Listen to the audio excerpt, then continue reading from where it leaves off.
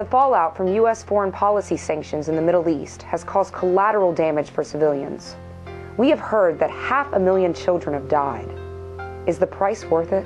I think this is a very hard choice, but we think the price is worth it. Like Madeleine Albright said, it's 500,000 dead Iraqis. We think maybe over a period of 8 or 9 years, this is how many Iraqis have died as a result of sanctions. And what did Madeleine Albright, the great humanitarian, say? Yeah, I think that's just fine. Well, we don't care about the Iraqis, never have. I doubt we ever will. We care about resources. We care about geostrategic placement of our forces. This is a war about resources, taking the resources of the third world from all over the country, from all over the world. Every war that exists is basically a war over resources. It was inflicting primarily the most vulnerable people in Iraq. They're elderly people, they're sick people, people with chronic diseases like kidney failure, people who simply couldn't get the most basic of medicines, but then overwhelmingly, children under age 5.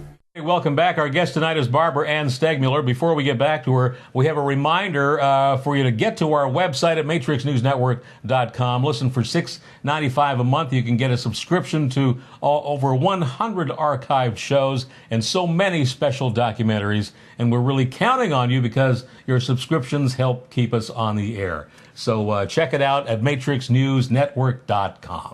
And Barbara Ann Steegmuller, we just showed a clip from your film Superpower regarding the effects of sanctions.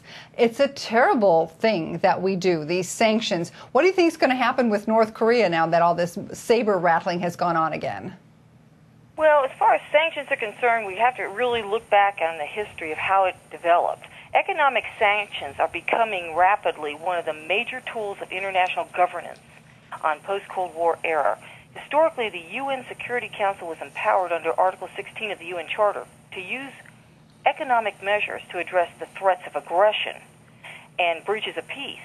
And the UN Security Council approved partial or comprehensive sanctions in only 2 occasions from 1945 to 1990. It was very rarely used. By contrast, since 1990, the U.S. has imposed sanctions unilaterally far more frequently than any other nation in the world, or any multinational body in the world, including the United Nations.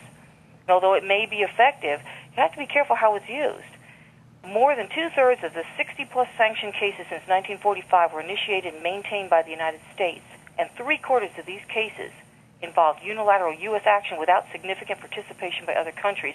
So while the question of ethical legitimacy has implication for UN strategies of international governance, whether it's Korea or anyone else, it has far greater implications for the U.S., which uses sanctions more frequently and many more contexts, from trade regimes, human rights enforcement, to efforts to maintain regional and global hegemony. Do you think that actually then decreases our standing in the world by using these sanctions? It kind of makes you look like you're beating up on people all the time.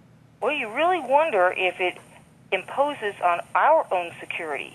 If we don't respect the sanctions or the security of other nations, how are we then to expect them to respect our people when they travel, or to respect our sovereign nation? Right. Barbara Ann, do you think that we would ever actually invade a country like North Korea?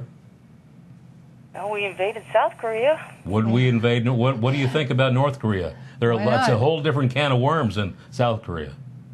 At this point, I don't think they will. Right. Yeah, not with this nuclear. I don't think that. I hope we're not looking for nuclear interchange here. Frankly, I'm surprised that the rest of the world puts up with us, Barbara Ann. What are they going to do? How much money do we spend on armaments as opposed to every other country in the world, Barbara Ann?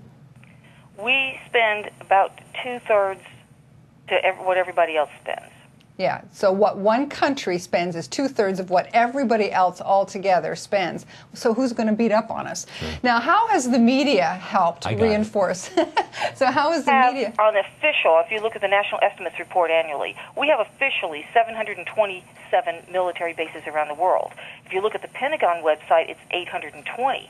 Then there's some other sites we don't list, or we list them as British Royal Air Force bases, but it's really U.S., and they're stationed even 3 in the South Pole, we have in the Indian Ocean, and they're used as listening devices on world emails and phone calls. So it's a real mixed can of worms. Is that really safest for us? Is it really about terrorism? We've had them there long before we had all this terrorist business. Yeah, and I think that has to have contributed to the idea of people getting a little testy with us and trying to attack, if that's who in fact really did it. When we come back from this commercial break, is the U.S. really a rogue state? We'll be right back with Barbara Ann Steegmuller.